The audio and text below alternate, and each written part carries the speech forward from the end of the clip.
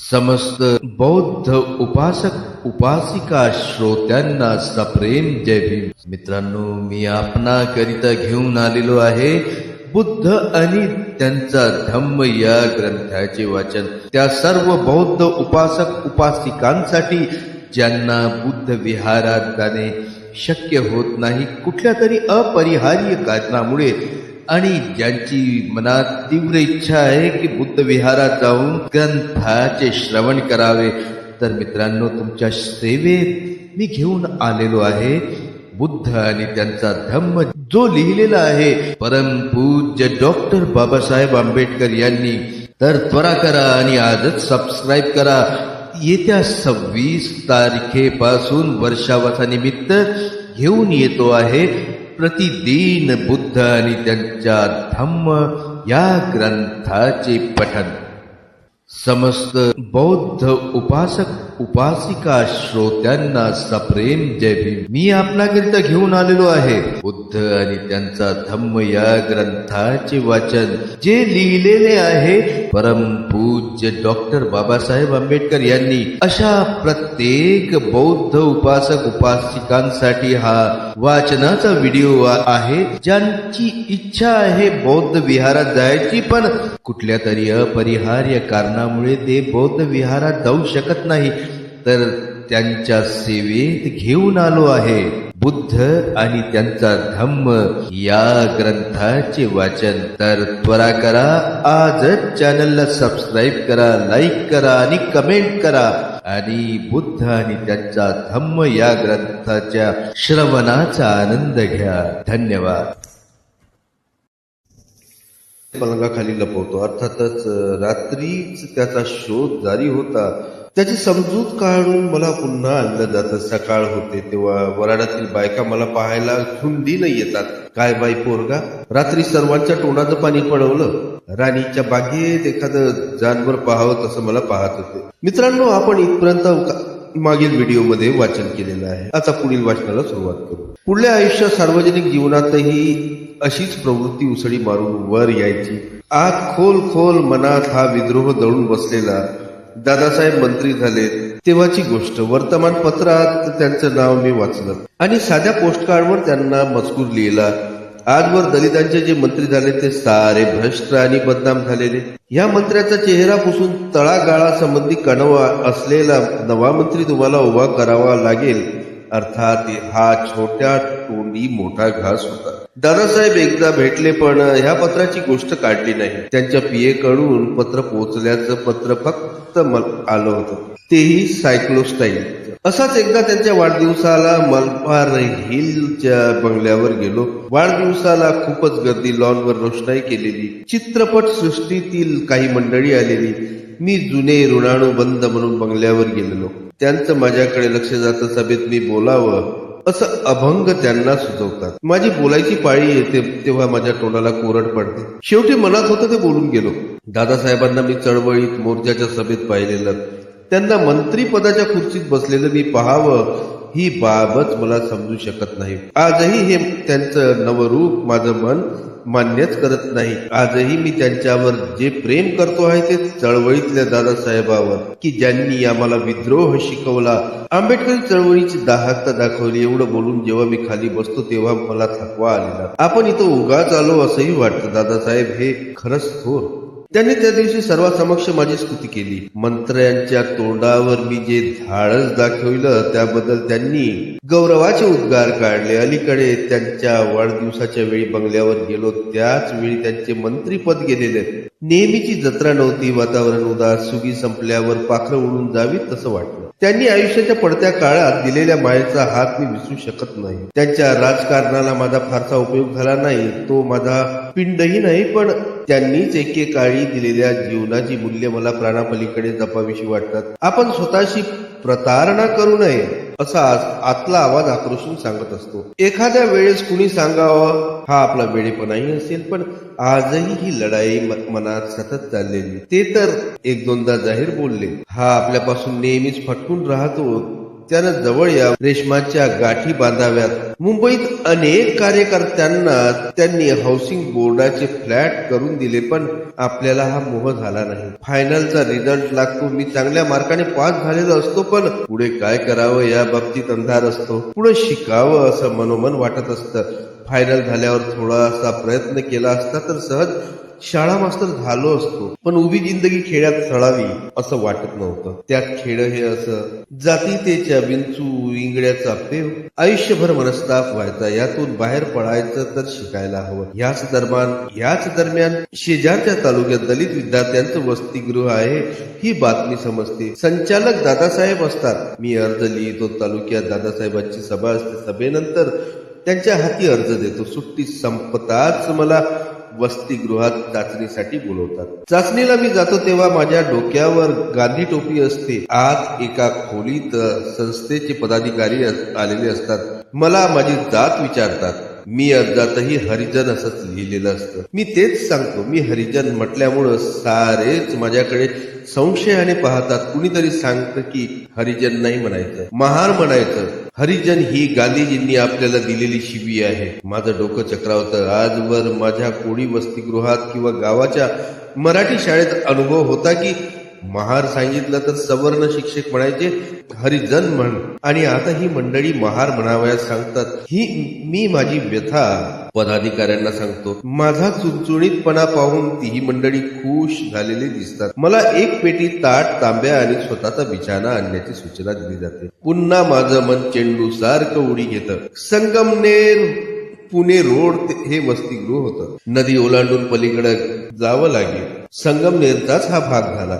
धाकट संगमनेर असं म्हणतात. दलितांच्या मुलांकरिता वसतिगृहासाठी एखादा सवर्ण इमारत कुठून बांधून देणार? या वसतिगृहाची इमारत एका मुसलमानाच्या मालकीची. इमारतीच्या पाठीमागच्या भागात मुसलमान मालक आपल्या कुटुंबियासोबत राहील. पुढील इमारतीत वसतिगृह, एक मोठा हॉल, त्यात भिंतीच्या कडेला सर्वांच्याच पत्र्याच्या पेट्या. इथंच अंथरूण पांघरून शेजारीच एक पत्र्याची शेड, तिथंही भोजनगृह. वसतिगृहाच्या पाठीमागं विहीर. जेवणाच्या वेळी ताट तांब्या घासण्यासाठी मुलांची तिथं झुंबड उडेल. तोच तांब्या आम्ही संडाससाठी वापरत असू. वसतिगृहाला सरकारी अनुदान मिळेल. त्यातून मुलांची राहण्याची, जेवणाची मोफत सोय. बाकी आम्ही गावच्या मोठ्या शाळेत जात असू. गोखले एज्युकेशन सोसायटीचं गावात भव्य असं पेटीत विद्यालय. ख्रिश्चन मंडळीची गावाबाहेर एक हायस्कूल होतं, पण 1-2 विद्यार्थी सोडले तर तिथं कुणीच प्रवेश घ्यायचे नाही. वसतिगृहात बहुसंख्य विद्यार्थी महार, अपवादाला काही तांबार, मांग, महादेव, कोळी. पटावर 50-60 तरी विद्यार्थी असावेत. संस्थेचे मुंबईतील कार्यकर्ते संस्था जगवण्यासाठी जीवाचं रान करीत. सुरुवातीला ग्रँट नव्हती, तर अनेकांनी आपल्या बायकांच्या अंगावरचे दागिने गहाण ठेवून मुलांना चंदी पुरवली. त्यांच्या त्यागाच्या गोष्टी अनेकदा कानावर गेलेल्या. संस्थेचं हे पहिलं वसतिगृह. संस्थेची चालक मंडळी भाऊराव पाटलाचा आदर्श उरी जपत. संस्थेचं जाळं काही वर्षातच जिल्हाभर पसरलेलं. 15-20 वसतिगृह जिल्ह्यात काढलेली. त्यांची नावही क्रांतीप्रवण. श्रीरामपुरात शंभूक वसतिगृह, तर अगस्तीच्या गावात रमा यशोधरा. आमच्या वसतिगृहाचं नाव सिद्धार्थ. ह्या नावापाठीमागं दादासाहेबांच्या प्रेरणा. अर्थातच राजकारणापेक्षा दादासाहेबांचं हे खरं तळातलं काम. संस्थेचं बजेट लवकरच 1 लाखापर्यंत गेलेलं म्हणतात. दलितांतील जातीयतेच्या चिरफाळ्या इथं प्रथम ध्यानात आल्या. महार विद्यार्थ्यांचा वसतिगृहात तसा दबदबा. बाकीच्या जातीतील मुलं इथं दबकून वागत. कोळ्यांच्या वसतिगृहात असलेली 3-4 मुलं पुढे इथं आली. तिथं ती दादा होती, पण इथं मात्र बिल्ली मांजर होऊन राहिलेली. जेवणाच्या हॉलमध्ये सारी एकत्र बसत असू, तरी बाकीच्या व्यवहारात ज्यांच्या त्यांच्या जातीचं कोंडाळं असायचं. हायस्कूल मधील पहिला दिवस आठवतोय. एवढ्या मोठ्या भव्य इमारतीत प्रथमच शिक्षण घेत होतो. शाळा तशी नावाजलेली, शिक्षकही ध्येयवादी, जीवनाला वेगवेगळे धुमारे फुटलेले. ते ह्याच शाळेतील शिक्षकांचा जीवनावर खोलवर परिणाम होत होता. प्रत्येक तासाला शिक्षक बदलायचे. यातही गंमत वाटायची. 8वीला आम्हाला इंग्रजी सुरू झालं. साहेबाची भाषा खूपच दमछाक करायची. इंग्रजीसाठी ब्राह्मण मास्तर होते. गोरेपान, दणकट शरीर, धोतर, पैरण, गांधी टोपी घालायचे. कपाळावर गंध, भलतेच कडक पण प्रेमळ. आम्ही खेड्यातून आलेलो, त्यामुळे इंग्रजी उच्चार जमायचे नाही. तोंडात पेन्सिल घालून ते आम्हाला उच्चार शिकवित. जो मी इंग्रजीचा धसका घेतला तो SSC होईपर्यंत. बाकीचे विषय म्हणजे तळहाताचा मळ वाटायचा. बोर्डिंगच्या मुलात आणि माझ्यात एक महत्वाचा फरक होता. ही मुलं गावच्या मुलांत विशेष मिसळत नसत, आपलेच वेगळे कळप करून वर्गात बसत. मी मात्र हमखास बाकीच्या सवर्ण मुलात मिसळत असे. बोर्डिंगची मुलं ज्या तुकडीत असत तिथं मी प्रवेश घेतला नव्हता. आमची तुकडी आघाडीवरची. पहिल्या 5-10 येणारी मुलं माझ्याच तुकडीत. भगत आणि भरितकर ह्या मुलांचा कुणी हात धरायचा नाही. अभ्यासात ही विशेष हुशार. हे त्यावेळचे माझे मित्र. असाच शिंप्याचा खांदेकर आठवतोय. याचा माझ्यावर विलक्षण जीव. ही मुलं तशी श्रीमंत घराण्यातील. त्यांचे कपडेही झकपक इस्त्रीचे. मी त्यांच्यापेक्षा खूपच बावळट असायचो, पण माझ्या लागवीपणा, बडबडण्याची सवय यामुळे ती मुलं मला अंतर देत नसत. माझ्या नाटकाच्या वेळाचीही गंमत आहे. लहानपणी वाटायचं आपण तमासगीर व्हावं, तर हायस्कुलात नाटकानं कमालीचं वेळ लावलेलं. नाटकापायी अभ्यासाचं मातेरं केलेलं. आपण नट व्हावं असं स्वप्न तरळून जायचं. हायस्कूलमध्ये सुरुवातीला नाटकात कोण प्रवेश देणार यावर आजवर कधी बोर्डिंगच्या मुलांना ही संधी दिली गेली नव्हती. शाळेत कुठला तरी मोठा समारंभ होता. शाळेतील मुला मुलींचा भरगच्च कार्यक्रम, विविध कार्यक्रम, काही नाटकाचे प्रयोग बसवलेले. स्टेज पुढील विद्यार्थ्यांच्या गर्दीत मीही एक प्रेक्षक. अशा वेळी मूळच्या स्वभावानं उचल खाल्ली. नवीन प्रवेश होण्यापूर्वी मध्ये काही वेळ रिकामा होता. मी ओळखीच्या कातकर सरांना जाऊन भेटलो. छोटासा कार्यक्रम करण्याची परवानगी मागितली. ते माझ्याकडे क्षणभर पाहत राहिले. मी बोर्डिंगचा विद्यार्थी आहे हे त्यांनी ओळखलं. त्यांनी परवानगी दिली. त्यापूर्वी मराठी शाळेत केलेले कार्यक्रमाचे नाटकातील काही तुकडे पाठ असतात. मी स्टेजवर निर्भयतेने जाऊन एक पात्री प्रयोग करतो. एकच प्याला नाटकातील सुधाकरचा. ह्या रिकाम्या प्याल्यात काय दिसतंय तुला? हा परिच्छेद खड्या सुरात म्हणतो. परिच्छेद संपतो तेव्हा टाळ्यांचा कडकडाट होतो. पुढे 1-2 दिवस मी पिसासारखा तरंगत असतो. आपल्यातील सुप्त शक्तीची जाणीव झालेली असते. शाळेतही आता माझा भाव वघारलेला. ह्या कार्यक्रमानंतर मला पुढील नाटकातून महत्वाचा रोल दिला जातो. दिलेली प्रत्येक भूमिका मी जीव ओतून करत असतो. त्या दिवशी दिवाकरची नाट्यछटा अभ्यासक्रमाच्या पुस्तकात असायची. अशी एकदा SSCच्या पुस्तकातून तेवढंच ज्ञानप्रकाशात ही नाट्यछटा मी पाठ केलेली. मी तेव्हा खालच्या वर्गात होतो. SSCच्या मुलांपुढे माझ्या हा नाट्यछटेचा प्रात्यक्षिकासहित पाठ झालेला. त्यावेळी शिरवाळकरांचं बाजीराव आणि मस्तानी हे नाटक मी वाचलेलं. ह्यातील अफलातून प्रेम विषय आणि नाटकाची भाषा यांनी मी कमालीचा प्रभावित. हे नाटक शाळेच्या गॅदरिंगसाठी निवडावं ही माझी कल्पना. मी नाटकाचं पुस्तक घेतलं आणि सरळ प्रिन्सिपलची भेट घेतली. शाळेचे प्रिन्सिपल तेव्हा उपासनी होते. गोरेपान शिळशिळीत बांध्याचे. रस्त्यानं चालायचे तर मिलिटरी स्टाईलनं. वळणावर काटकोनात. मुलं त्यांना चळा चळा कापत. ते माझ्याकडे चमत्कारिक नजरेने पाहतच राहिले, रागावले नाही. माझी समजूत काढली. अरे मस्तानीचं काम कोण करणार याचा मला अंदाज होताच. तसं संगमनेर गाव हे सोळच. मुलांबरोबर मुलींनी नाटकात काम करावीत ही कल्पना अजून तिथं पोहोचलेली नव्हती. मी आधीच एका ब्राह्मणाच्या चुणचुणीत मुलाला मस्तानीचं काम करण्यासाठी राजी केलेलं.